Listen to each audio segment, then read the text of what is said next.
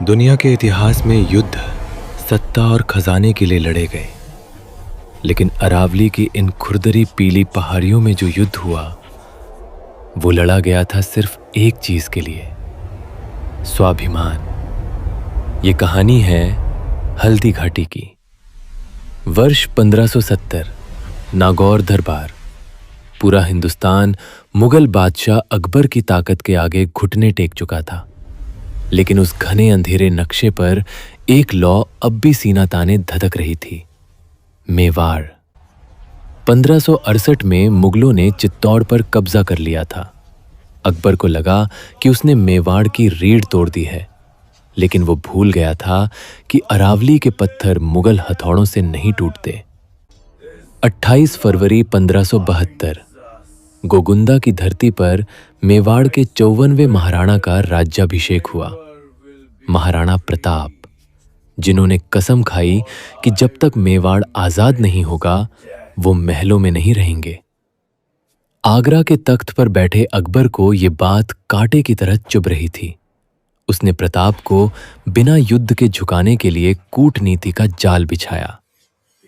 अकबर ने 4 शांति दूत भेजे। पहला दूत आया जलाल खां, लेकिन प्रताप ने मुगल अधीनता को एक सिरे से नकार दिया। अकबर ने अपनी सबसे बड़ी चाल चली। एक राजपूत के सामने दूसरे राजपूत को भेजा, आमेर के कुंवर मान सिंह। उदय सागर झील पर दावत हुई, लेकिन प्रताप नहीं आए। एक राजपूत द्वारा मुगलों के सिपह सालार का यह सीधा तिरस्कार था। इसके बाद भगवान दास और टोडरमल भी आए, लेकिन मेवाड़ बिकाऊ नहीं था। कूटनीति के चारों मोहरे पिट चुके थे। अब फैसले तलवारों से होने थे।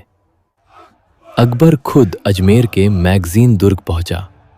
इतिहास में पहली बार अकबर ने मुगल सेना का प्रधान सेनापति एक हिंदू को बनाया, कुंवर मान सिंह, और उसके साथ सहयोगी के रूप में भेजा गया खूंखार आसफ खान। इधर कुंभलगढ़ दुर्ग में महाराणा प्रताप अपनी रणनीति बना रहे थे। प्रताप की सेना मुगलों से 1/4 थी, लेकिन यह सेना राजघरानों की नहीं, सर्व समाज की थी। मेवाड़ की अग्रिम पंक्ति हरावल का नेतृत्व सौंपा गया एक शेर दिल अफगान पठान को, हकीम खां सूरी। ये धर्म का नहीं, मातृभूमि के स्वाभिमान का युद्ध था। और पहाड़ियों की चोटियों पर मौत बनकर बैठने वाले थे वनवासी, राणा पूंजा भील और उनके तीरंदाज। जब सैन्य धन की कमी हुई तो मेवाड़ के रक्षक भामाशाह ने अपना पूरा खजाना राणा के चरणों में रख दिया। उधर मान सिंह जानता था कि पहाड़ियों में लड़ना मुगलों के लिए आत्महत्या है। उसने अपनी विशाल सेना को मांडलगढ़ में 2 महीने तक कड़ी ट्रेनिंग दी। अप्रैल 1576, 80,000 मुगल सैनिकों का समंदर मेवाड़ की ओर बढ़ा। मुगल सेना ने खमनोर के पास मोलेला गांव में अपना कैंप लगाया और प्रताप की सेना कुछ ही मील दूर लोह सिंह गांव में मौत का इंतजार कर रही थी। स्थान हल्दी घाटी। प्रताप ने एक ऐसा दर्रा चुना जहां मुगलों की 80,000 की भीड़ उनकी ताकत नहीं, उनकी सबसे बड़ी कमजोरी बनने वाली थी। 81 किलो का भाला और 72 किलो का कवच पहनकर जब 7 फुट का वो महामानव तैयार हुआ तो काल भी रास्ता छोड़ने पर मजबूर हो गया। 18 जून 1576, वो झुलसाती हुई सुबह जब भारत का इतिहास खून से लिखा जाने वाला था। मुगल सेना ने घाटी में कदम रखा और अचानक नगारों की चोट से अरावली का सीना दहल उठा। मेवाड़ की सेना भूखे शेरों की तरह मुगलों पर टूट पड़ी। हकीम खां सूरी का पहला प्रहार इतना भयंकर था कि मुगलों की अग्रिम पंक्ति तिनकों की तरह उड़ गई। ऊपर से राणा पूंजा के भीलों ने तीरों और पत्थरों की ऐसी बारिश की कि दर्रा मुगलों की कब्रगाह बनने लगा। युद्ध में मौजूद मुगल इतिहासकार बदायूनी घबरा गया। अपनी किताब में उसने लिखा है कि राजपूतों का वार इतना भयानक था कि हम भेड़ों की तरह भागने लगे। बदायूनी ने पूछा, धूल में अपने और दुश्मन राजपूतों को कैसे पहचानूं? आसफ खान ने कहा, तीर चलाते रहो, काफिर कोई भी मरे, फायदा इस्लाम का ही होगा। ग्वालियर के रामशाह तंवर और उनके तीनों बेटों ने मुगलों को गाजर मूली की तरह काटा और लड़ते लड़ते वीर गति को प्राप्त हुए। राजपूतों का खौफ ऐसा था कि मुगल सेना 8 किलोमीटर दूर बनास नदी तक अपनी जान बचाकर भागी। हार तय थी। तभी मुगल सेनापति मेहतर खान ने एक चाल चली। उसने नगाड़ा बजाकर झूठी अफवाह फैलाई। रुको, बादशाह अकबर खुद एक विशाल सेना लेकर आ गए हैं। बादशाह के आने की इस खबर ने भागते हुए मुगलों में नई जान फूंक दी। वो वापस पलटे। अब युद्ध तंग घाटी से निकलकर खुले मैदान में आ गया। मार काट इतनी भयंकर हुई कि खून का एक पूरा तालाब भर गया, जिसे आज दुनिया रक्त तलाई कहती है। इंसानों का खून बहुत बह चुका था। अब रणभूमि में उतरे वो भीमकाय जीव, जिनके पैरों तले जमीन कांपती थी, युद्ध के हाथी। मेवाड़ के खूंखार हाथी लूणा ने मुगलों के हाथी गजमुक्ता को ऐसी टक्कर मारी कि मुगल सेना दहल गई। लेकिन एक गोली लूणा के महावत को लगी और वो बेकाबू हो गया। लूणा के जाते ही मैदान में उतरा मेवाड़ का सबसे विध्वंसक हाथी राम प्रसाद। वो मौत का दूसरा नाम था। उसने अकेले मुगलों के 13 हाथियों को चीर कर रख दिया। उसकी दहशत ऐसी थी कि मुगलों को उसे पकड़ने के लिए 7 हाथियों का चक्रव्यूह रचना पड़ा। छल से महावत को मारकर राम प्रसाद को बंदी बना लिया गया। अकबर ने खुशी से उसका नाम पीर प्रसाद रखा। लेकिन उस स्वाभिमानी जानवर ने 18 दिन तक मुगलों का दाना पानी नहीं खाया और अपने प्राण त्याग दिए। अकबर को कहना पड़ा, जिसके जानवर को मैं नहीं झुका सका, उस प्रताप को कैसे झुकाऊंगा।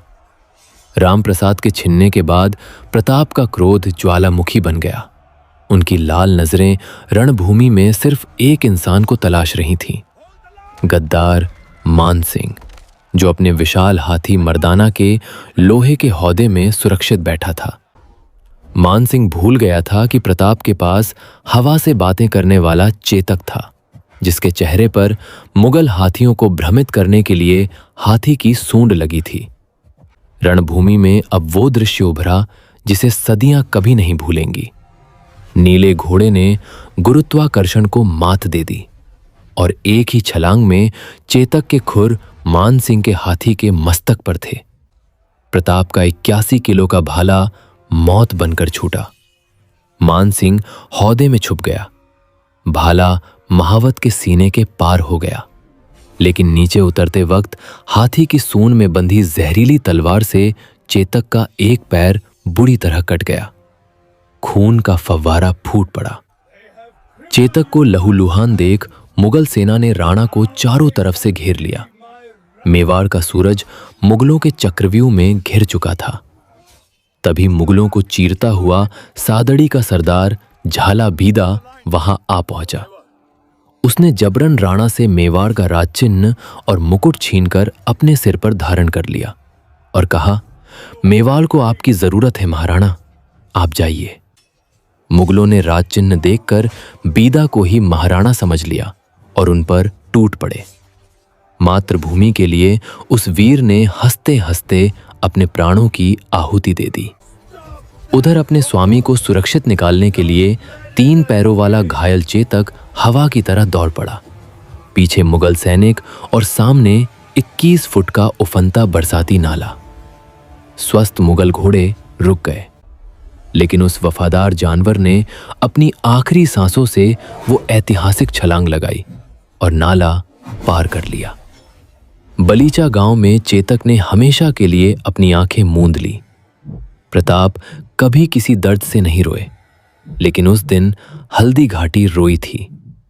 वही राणा के रूठे भाई शक्ति सिंह का जमीर जागा और दोनों भाई गले मिले।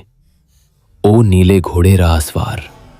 इतिहासकारों ने भले ही इसे मेवाड़ की थर्मोपल्ली या खमनोर का युद्ध कहा हो, लेकिन अकबर का मकसद प्रताप को पकड़ना था, जिसमें वो पूरी तरह हार गया। हल्दी घाटी अंत नहीं, एक शुरुआत थी। प्रताप ने महलों के सुख छोड़ अरावली से छापामार युद्ध ग्वेरिला वॉरफेयर शुरू किया और 1582 के दीवेर के युद्ध में मुगलों को ऐसा कुचला कि उसे मेवाड़ का मैराथन कहा गया। हल्दी घाटी सिर्फ एक युद्ध नहीं, एक विचार है जो चीख चीख कर कहता है सिर कट सकता है लेकिन मेवाड़ कभी झुकेगा नहीं।